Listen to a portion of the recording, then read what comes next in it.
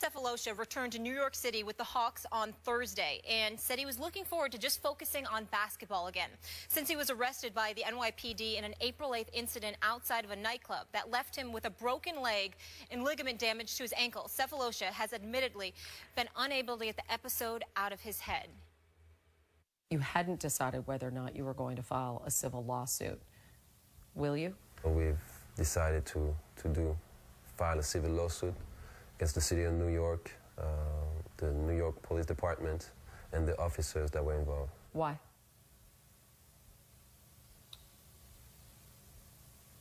Because there's a lot of unknown about how this will affect me 2 years from now, 5 years from now, 10 years from now. Earlier this month, he was acquitted of all charges. Stephen A., is he right to pursue this matter? He's absolutely correct, Molly, Skip. The fact of the matter is that he was assaulted. He was assaulted by a police officer in New York City.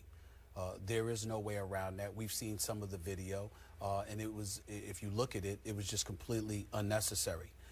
You can point, they can point to the fact that he was a large, seeming African American, even though he's from Switzerland. He's a black man. He was wearing a hoodie. There were several police officers that grabbed him. Grabbing him is one thing. Kicking him and hitting him is an entirely different matter altogether. And by the way, keep in mind, this is while he was trying to extend some dollars to a homeless individual, point number one. And point number two, it was while he was out with his some of his Atlanta Hawks teammates celebrating having clinched the division crown. When you take those things into consideration and the fact that at least one of his teammates was with him and he happened to be white, yet nothing happened to that individual, but somehow, some way, it happened to Thabo Sefolosha, then there is no question that raises a red flag. It raises some eyebrows, and he is completely within his right to pursue a lawsuit against the NYPD, particularly when you consider in the fact that he's just months removed from winning his case because they actually tried to file charges against him as if he did something wrong. So that definitely raised another red flag as well. And I think it's important, and it's incumbent upon me specifically on this radio show, on this television show, sitting here in this chair, to acknowledge the fact that, again, these are not isolated incidences. It doesn't appear to be the case, at least in the eyes of black Americans. The reality is that when it comes to the issue of police brutality, I have spoken about this on several occasions. I encourage people from all communities to obey the law, to understand that police officers are law enforcement officials, and you should listen to what they're telling you to do. You shouldn't be in their face. You shouldn't be spewing invectives or anything like that. You shouldn't be exacerbating any kind of situation, because in most instances, if not all of them, you are going to lose eventually anyway when it comes up to you going up against the law. So we have a responsibility to make sure that we're sitting up here on this television show and to remind and to encourage people that law enforcement officials are who they are, and it's their job to enforce the law. It's our job as civilized individuals to obey the law and therefore obey police officers. But it doesn't gloss over the fact, nor does it eradicate the reality that there are police officers out there who are a bit excessive. And in some instances, it's been fatally so. You know, don't get me started with Walter Scott in South Carolina. Don't get us started with Michael Brown. Don't get us started with this 16-year-old teenager just the other day that was tossed over, by a sheriff's deputy in South Carolina, forcing him to ultimately lose his job because he felt the need to be excessive in his physical behavior towards her. Regardless of what the circumstances were, she wasn't a threat. She certainly didn't put her hands on him.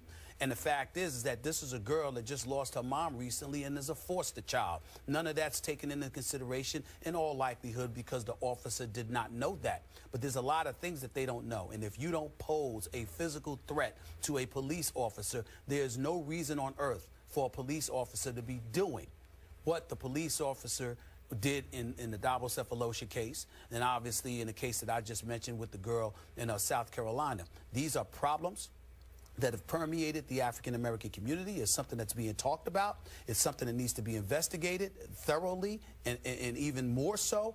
But there is no denying that there is a problem. There is no denying that even though everything can't be perfect about the Black Lives Matter movement in some people's eyes or whatever, as it pertains to the issue of police brutality, I don't want to sit there and label or stigmatize or excoriate police officers, because I know one thing: when I need help, I'm calling 911, and it's them.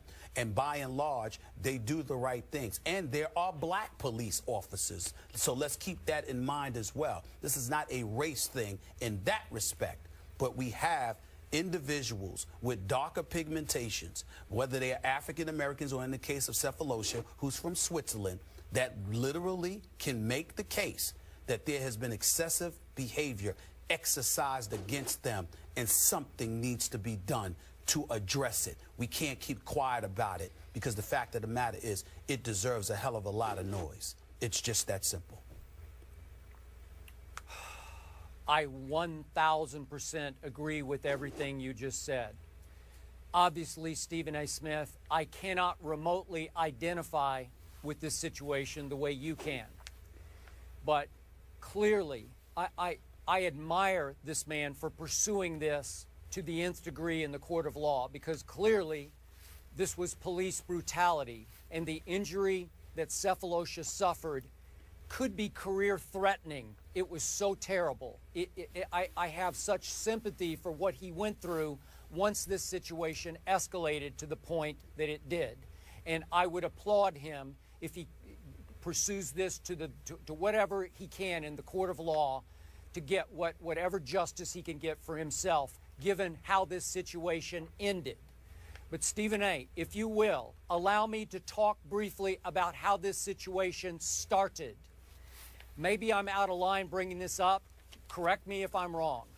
But you know and I know that my ongoing theme on this show has been nothing good ever happens after midnight in any kind of nightclub situation. And there is a moral to this story. If there's anything we can take away from it that's constructive, there's an overlying moral to this story. Obviously, underlying this incident was, as you refer to, the escalating tension in this country between white policemen and black people, black-skinned people. Yet, how did it begin, Stephen A.? It's 4 o'clock in the morning. That next night, that same night of April the 8th, they have a game, and again, they had clinched, but they have a game coming up against the Nets. The Atlanta Hawks do.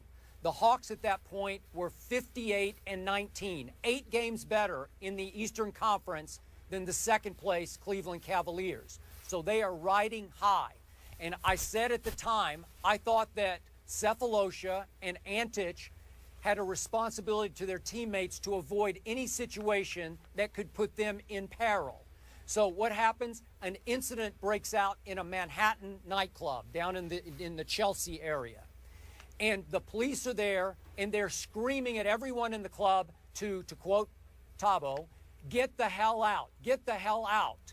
And they're rushing people out of the nightclub into the street, and he stopped, as you point out, to give $20 to a begging homeless man. And another policeman says, "No, you got to go. Get the hell out of here." And Thabo said that he spoke to the policeman, engaged him in conversation, something in the vein of, you can speak more nicely to me than that. Well, Stephen A., I think you'd be with me.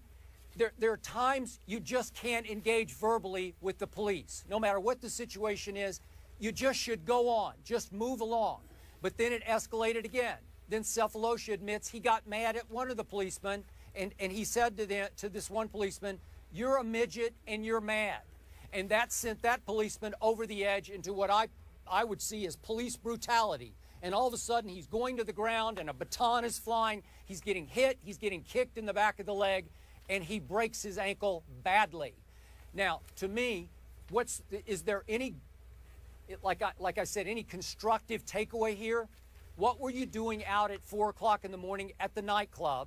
And number two, if the police tell you to get the hell out, you just have to do it. You can't invite any more trouble. Is that fair? You've been in those situations before. Is that fair of me to bring up?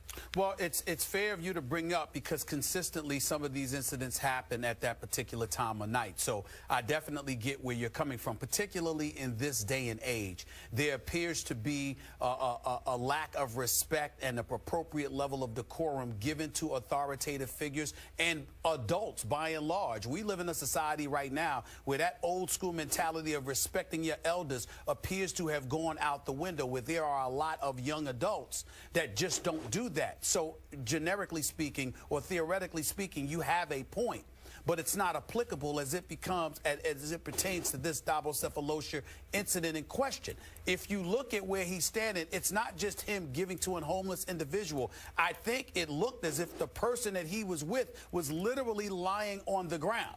That's point number one. Point number two, yeah, the police officer is telling you to get out of here, but by virtue of the police officer telling you to get out of here, you have clearly been defined as somebody who is not a threat. Because if you were a threat, they would have handcuffed you, et cetera, et cetera. But clearly by telling you to get on out of here, that means they don't perceive you to be a threat because they're letting you walk away. So why would you then feel the need to gang tackle him? And while you have him down, Skip, you kick him in his ankle, and on top of it all, you hit him with a baton. Sure. What is the reason for that? So what I'm saying is that generally speaking, your point is valid. If you want to avoid trouble, it would help not to be out so late, especially in this day and age with the way young folks in our society are tending to act. The flip side is that you still can't, and I know you are not doing it, but no one can excuse what we saw from these police officers because you had already deemed him not as being a threat. So basically, because you said something to him and he said you don't have to speak to me that way and he called you a midget, that's cause to gang tackle him, kick him in the ankle, and beat him with a baton? Now, that's the point. And if you did that, and here's the key thing, Skip, if you did it with Thabo Sefolosha, who is not a threat, who you have classified as not a threat, meaning the police officers, not a threat. What are you doing to other people out there that you could conceivably sit there and say, totally well, agree. we're not sure? That's where it comes in, and that's where the police officer has to be made accountable. I'm with you. My point is, because that's operating right now, just walk away from it. It's too dangerous. I agree. I'm on your side. I'm on your side here. Don't even tempt fate, because bad things could happen. Unlawful things can happen. That was flat out police brutality. I'm with you. Once it went to the ground, all bets are off. In no way am I defending the policeman there. I'm just saying, if anyone's watching right now, please think about, don't put yourself in that situation. Try to avoid that kind of situation, because bad things happen. We agree. We agree. Unfortunately. Fair enough. Nothing good happens after midnight, but he did suffer physical and emotional scars, causing him, of course, to miss time from his job, and I applaud him for moving forward. He'll now sue for $50 million.